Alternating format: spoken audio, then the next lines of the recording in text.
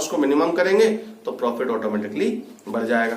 तो objective function एक तरह का हो गया कि किसी भी चीज को आप मिनिमाइज कर रहे हो, उसे हम बोलेंगे minimum Z, mini Z. Z मतलब ऑब्जेक्टिव फंक्शन।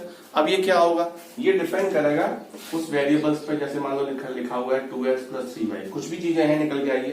अब इसकी जो वैल्यू आ रही है उसको हमें क्या करना है, मिनिमाइज करना है। तो ये जो पूरा फीजिबल रीजन बनेगा उसमें जो भी पॉइंट्स आएंगे उन पॉइंट्सों पे हम इन वैल्यू को निकाल के चेक करेंगे और देखेंगे कि उन सारे पॉइंट्स के लिए इसकी वैल्यू सबसे लीस्ट या सबसे कम किस पॉइंट्स पे आ रही है, वो पॉइंट जो है आंसर होगा। क्यों?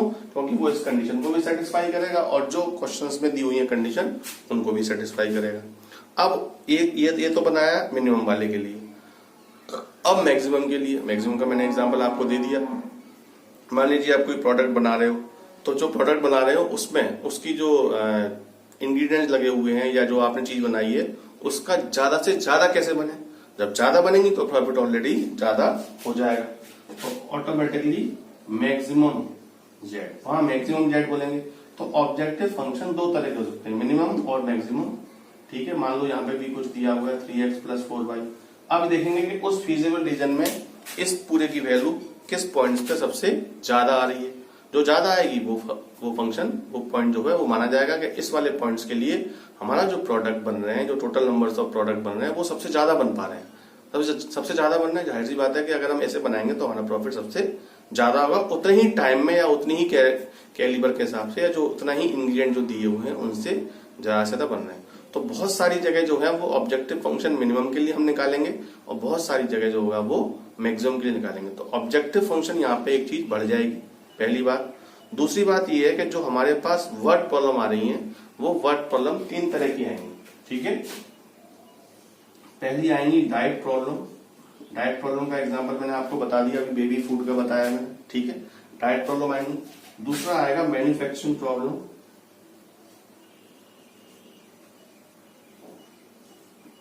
मैन्युफैक्चरिंग का मतलब ये है कि कोई भी कंपनी कुछ नट बोल्ट बना रही है, या मान लीजिए वो बच्चों के खिलौने बना रही है, या लैम्प शेड बना रही है, या कंप्यूटर्स बना रही है, कुछ भी बना रही है, तो ये तरह की प्रॉब्लम आएंगी, मैन्युफैक्चरिंग प्रॉब्लम। तीसरी तरह की प्रॉब्लम है ट्रांसपोर्टेशन प्रॉब्लम।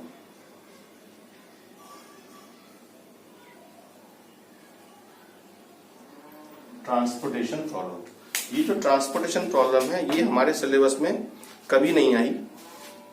क्वेश्चंस तो दिए हुए हैं लेकिन बोर्ड में कभी नहीं आया। एक आध बार कभी पीछे 10-12 साल पहले कोई आ गया हो तो अलग है, क्योंकि ये थोड़ा सा कॉम्प्लेक्स है। ठीक है, तो लेकिन सिखाएंगे, सब कुछ बता दिया है मैंने। ट्रांसपोर्टेशन का मतलब क्या है, प्रॉब्लम ट्रांसपोर्टेशन की कैसे है। सपोज करिए कि आप ऐसे मान लीजिए कोई ग्रामीण क्षेत्र में 2 पेट्रोल पंप है, एक मान लीजिए अकोला में है और एक आपका जो है वो मलपुरा में है या उसके आसपास कहीं है, और कोई एक पेट्रोल का डिपो है, वहां से उनको पेट्रोल सप्लाई करना है, और एक डिपो कहीं और भी है, वहां से भी सप्लाई करना है, और एक पेट्रोल पंप और भी कहीं है, मान लो पथौली के आसपास या मिर्जापुर के आसपास। तो 2 डिपो है हमारे पास जहां पेट्रोल का भंडार है, और 3 पेट्रोल पंप पे सप्लाई करनी है। एक कह रहा है 5000 लीटर, एक कह रहा है 10,000 लीटर, एक कह रहा है 15,000 लीटर। अब उनकी जो डिस्टेंस है डिपो की उन पेट्रोल पंप से वो अलग अलग होगी। डिस्टेंस अलग अलग होगी तो जाहिर सी बात है कि जब उनको ट्रांसपोर्ट करेंगे, चीजों को भेजेंगे, तो उनका किराया जो है वो अलग अलग होगा। अब ऐसा भी नहीं कर सकते कि सबसे पास वाला जो पेट्रोल पंप डिपो है उससे ही सारा पेट्रोल पंप भेज दें। क्यों? दूसरे को भी भेजना है भाई, उनको सब चीजों को देखना है कि दूसरे वाले पेट्रोल पंप को भी पेट्रोल मिल जाए। ऐसा नहीं है कि जिसने देखा था मेरे पास सबसे पास वाला पेट्रोल मतलब डिपो है, मैं सारा पेट्रोल इससे ही मंगा लूं। ठीक है, ऐसा नहीं। तो ये डिपो को सेट करना है कि तीनों पेट्रोल पंप पे सप्लाई भी उसकी पहुंच जाए, और जो वो ट्रांसपोर्ट कर रहा है उसकी कॉस्ट मिनिमम रहे, जिससे खर्चा कम से कम आए। जब वो ट्रांसपोर्टेशन कॉस्ट मिनिमम होगी तभी तो पेट्रोल पंप वाला उससे पेट्रोल लेगा। दूसरी बात, जब ट्रांसपोर्टेशन कॉस्ट कम होगी तो पेट्रोल पंप वाले को फायदा होगा, तो वो उसको पहले प्रायोरिटी पे रखेगा कि हम पेट्रोल इस वाले से मंगाएं। तो इस तरह ट्रांसपोर्टेशन की चीज, ये तो मैंने एक एग्जांपल लिया आपको। और भी अगर आप देखो कि पूरे इंडिया में मान लो कोई चीज बन रही है, सपोज करिए मारुति की कार बन रही है। अब मारुति की कार बन रही है तो, या कुरकुरे बन रहा है मान लीजिए, अब कुरकुरे सप्लाई चेन्नई में करनी है, तो आगरा का जो मैन्युफैक्चरिंग प्लांट होगा वहां से थोड़ी चेन्नई को भेजा जाएगा।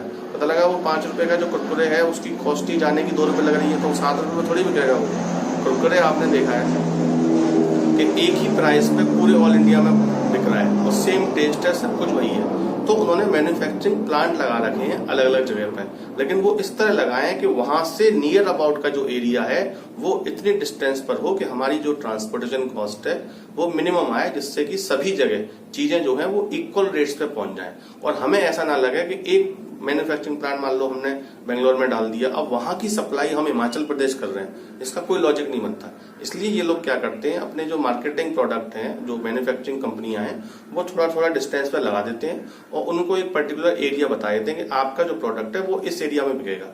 अब वो एरिया उनके अंडर में 100 किलोमीटर की रेंज में या 150 किलोमीटर की रेंज में 200 जो भी है उसमें वो चल रहा है, तो वहां तक उसकी सप्लाई जब करेंगे तो वो ट्रांसपोर्टेशन कॉस्ट मिनिमम रहेगी, तो कॉस्ट पे ज्यादा फर्क नहीं पड़ेगा, उतनी ही चीज में वो चीज मिल जाएगी।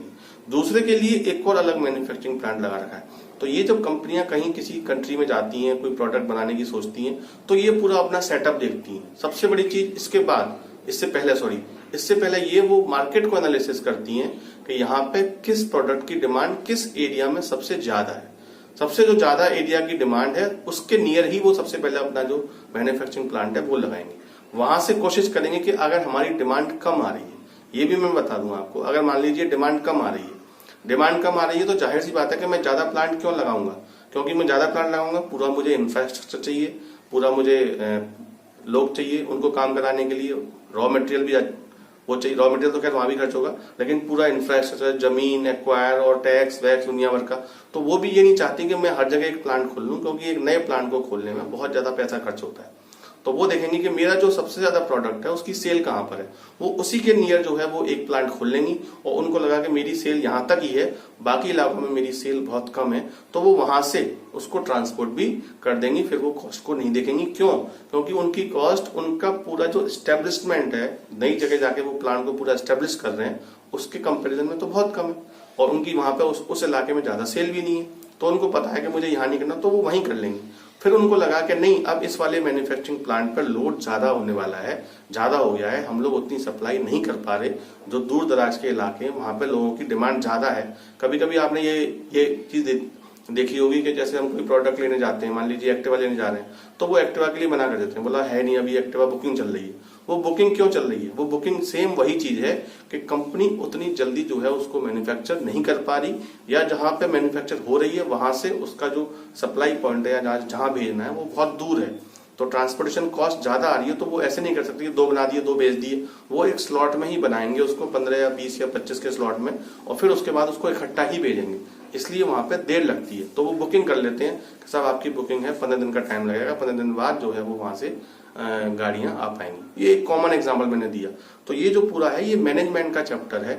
मैनेजमेंट जो करते हैं उनको बताया जाता है कि इन सब चीजों को आप कैसे मैनेज करोगे। एमबीए करने वाले का काम यही है, जो कंपनी को मैनेज कर रहा है उसका काम यही है कि वो सप्लाई चेन जो है वो डिस्टर्ब ना हो, कस्टमर को ज्यादा परेशानी ना हो कि कस्टमर कोई चीज अगर मांग रहा है तो उसको टाइम पे नहीं मिल रही है।